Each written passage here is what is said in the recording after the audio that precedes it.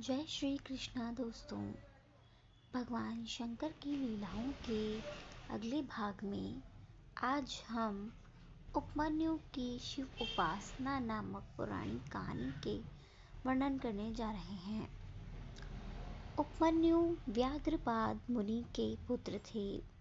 पूर्व जन्म में उन्होंने सिद्धि प्राप्त कर ली थी और वर्तमान जन्म में मुनि कुमार के रूप में प्रकट हुए थे।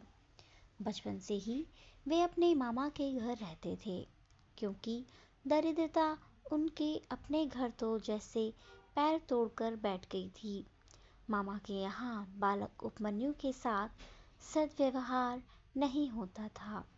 रूखा सूखा भोजन भी उन्हें बड़ी कठिनता से मिल पाता था। अपनी स्नेहमयी जननी के साथ किसी प्रकार यहाँ रहकर वे बचपन गुजार रहे थे। एक दिन बालक उपमन्यु को कहीं से थोड़ा सा दूध पीने को मिल गया। बालक ही तो ये माता के पास जाकर उससे और दूध मांगने लगे, किंतु तपस्विनी माँ को दूध कहाँ से मिलता। उसने किसी तरह कुछ बीजों का संग्रह किया और उन्हीं को पानी में पीसकर नकली दूध बनाया और बालक उपमन्यु को दे दिया। उपमन्यु अपनी माता से बोले, माँ, यह दूध नहीं है। माता को अपनी विवशता पर अत्यंत दुख हुआ। उपमन्यु के आंसू पोंछती हुई उसने कहा, बेटा, हम दरिद्रों के भाग्य में दूध कहाँ। हाँ, अगर भगवान शिव की कृपा हो जाए तो कोई वस्तु अलभ्य नहीं है। इसलिए यदि तुम्हें दूध पीना है तो आशुतोष शिव की उपासना करो, दूसरा कोई उपाय नहीं है। माता की बात सुनकर बालक उपमन्यु ने शिवजी की आराधना करने का निश्चय किया। तपस्या के लिए वे हिमालय पर्वत पर गए। उन्होंने 8 ईंटों का एक मंदिर बनाकर उसमें शिव पार्वती की प्रतिमा स्थापित की। तत्पश्चात भक्ति भाव से वे भगवान शंकर की पूजा करने लगे।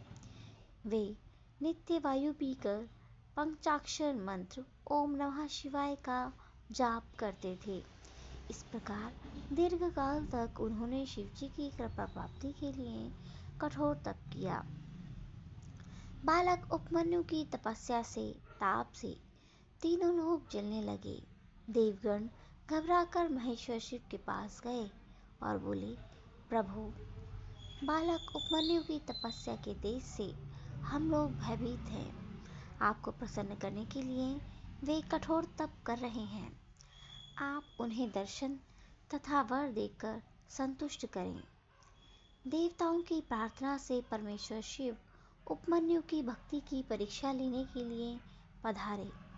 उस समय देवराज इंद्र रूपधारी शिव ने बालक उपमन्यु से वर मांगने को कहा। उपमन्यु ने उनसे एकमात्र शिव भक्ति की याचना की। इस पर इंद्र रूपधारी शिव स्वयं ही शिव निंदा करने लगे। अब तो बालक उपमन्यु ने शिव के अतिरिक्त किसी से कुछ भी लेना अस्वीकार कर दिया। शिव निंदा से क्रोधित होकर इंद्र रूपी शिव को मारने के लिए अघोषस्त्र चला दिया। वह अघोषस्त्र भी जब ऐरावत रूपी नंदी द्वारा पकड़ लिया गया तब अग्नि को शांत कर दिया गया तथा अपने प्रति उपमन्यु की अचल निष्ठा देखकर भगवती पार्वती तथा नंदी समेत अपने वास्तविक रूप में प्रकट हो गए।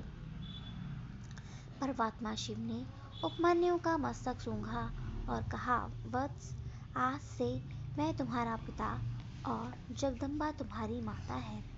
मैं तुम्हारे लिए दूध, दही और मधु के सहस्त्रों समुद्र देता हूँ। ऐसा कहकर भगवान महेश्वर ने उपमन्यु को अमृत के वरदान के साथ अपने गणों का आधिपत्य प्रदान किया। इस प्रकार अपने भक्त को सब तरह से संतुष्ट कर परमेश्वर शिव, शिवा और नंदी सहित वहीं अंतर्धान हो गए। उपमन्यु ने भी प्रसन्नता पूर्वक घर लौटकर सारी बातें अपनी माँ को बताई। माता के आनंद की सीमा न रही। उपमन्यु सुखी और सबके पूज्य हो गए। तो दोस्तों, आज की हमारी ये कहानी आपको कैसी लगी, प्लीज़ ज़रूर बताइएगा। Thanks for watching my video.